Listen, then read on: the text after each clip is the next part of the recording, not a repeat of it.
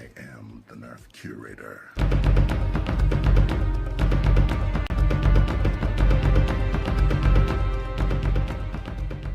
Hey, what up YouTube? This is Triple Bifurcation, also known as Triple B. I am the Nerf curator. Hey, and welcome back to another video. And today we are doing Forgotten Nerf. I am here with the awesome Captain Xavier. This is another blaster that will be going on the wall in the Makerspace collection that I'm going to cover here on Forgotten Nerf. Yes, we shamelessly stole that idea from Forgotten Weapons. Thank you, Ian. It's a wonderful format. And what do we have here? The Arrowstorm. I think I actually had this one as a kid. You know, I kind of remember this one too. Maybe because of the commercial. Do you remember the commercial? No, I didn't have TV.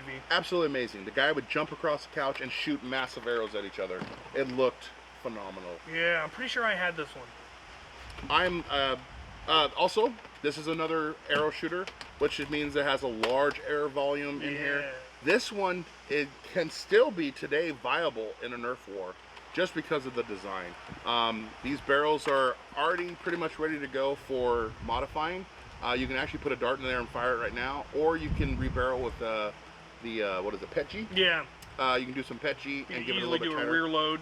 And you can do a rear load. Oh, I forgot about that. Yeah. Rear loading is much easier, so you don't have to shove it down the barrel or try to find something. You just start it right from the back here, and then when it rotates in, the seal closes it up and it fires out super strong. But this thing, no joke, all day, 115, 120 feet per shot, and you just have to go like this. That's it. The rotation mech on this one seems to be malfunctioning. Yeah, this one normally it would index. It rotates each one, so you got yourself 1, 2, 6 shots. Okay, 6 shots going 120 feet, which is just devastating. I don't care. Especially back in the day, yeah. Seriously. Even now, that's a decent thing. It's not bad. And it's somewhat difficult to aim when you've got that, but this one you can slowly pull it back. Yeah. And then let it release once you've got lined up, as opposed to. And it does have a little bit of an area, barely. Kind of a sight. Yeah. It's damp. It's really raining. We're still doing this in the rain. We're having way too much fun. Roughnecks. Yeah, I'd have to come back. But so yeah, this thing was made back in what would we say, 93? Yeah, 93. And this is by Kenner. Better get straight to the cost on this bad boy. If you get one complete with all the stickers, working rotation mech, you're probably looking at an average price of $15 to $20. They're not very expensive, mainly because no trigger. Rather have no trigger than a faux trigger. Yeah, if you don't have a trigger, it lowers the cost for some reason on a lot of blasters. Even though this one works really well, that's a owie. In the box, about 40 bucks. So if you got this and you got it in good shape, awesome. These ones actually, they made enough of them where you might be able to find a lot more, and you might be able to experiment and you know, get one to experiment to do some first-time mods on, and kind of get an idea of velocity and speed and stuff like that, and see where you're comfortable with. And that's another thing that you can go check out Captain Xavier's channels, because he's going to be basically with his worker space is going to be showing how to do the mods and you know, what's comfortable for you and where to start. And yeah, so check him out, Captain Xavier's channel. It'll be links down in the description below. Yeah. What do you think of this thing? I like it. Like I said, I'm pretty sure I had one as a kid, and of course lost all the arrows in the first week, and then it was useless. Yeah. But still, just like that, it made noise, and you could. I've never tried to modify one. I haven't tried to do it for K26. It's probably an extension spring rather than a compression spring, but it might not be. I'm not sure. Maybe not. But you wouldn't. No, it is a compression spring. So you might be able to. Obviously, you don't have to worry about whether it'll catch. You just have to worry about, you know, will the catch mechanism hold long enough for you to actually pull it back. Right. I would need to figure out why it's not rotating. Yep. Because it is supposed to rotate manually. Yep. On the pullback. On the pullback. So it may just be broken, or it may have gotten gummed, or who knows. But still a viable thing. Now, if you were to say rebarrel it for demolisher rockets, then in games where demolisher rockets do something, then you'd have a real viable, because you'd actually have a 6-shot revolver. You know, slam fire demolisher rocket launcher. You'd be a shield taker outer guy. Oh yeah, or like, taking out people's tanks shields and out. HVZ or something. You could make something very viable out of this, fairly simply. So that is probably definitely something that I will look into, is trying to make basically a pump-action rocket launcher. Oh yeah. Slam fire revolver rocket launcher out of that.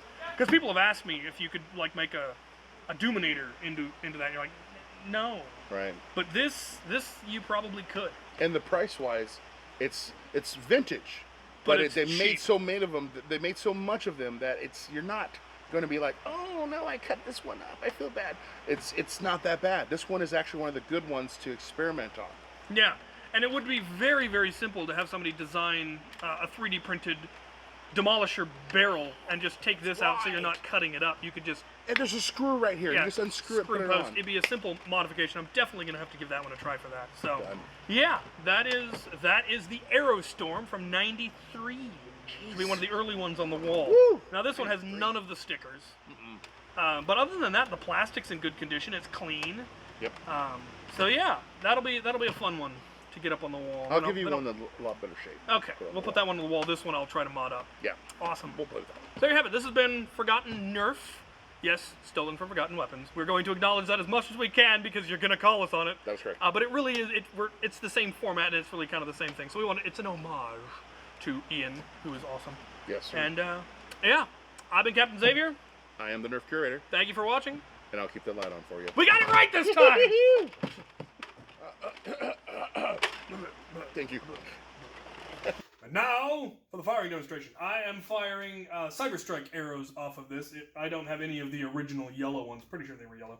And this one, I believe the barrels are supposed to index when you fire it, but this one, it doesn't anymore because something inside is misaligned or broken. But if you manually line them up, it will fire. And I really want to get one that does index properly and use it on our wars because arrows like that count as shield busters, and this would actually would be great against shields.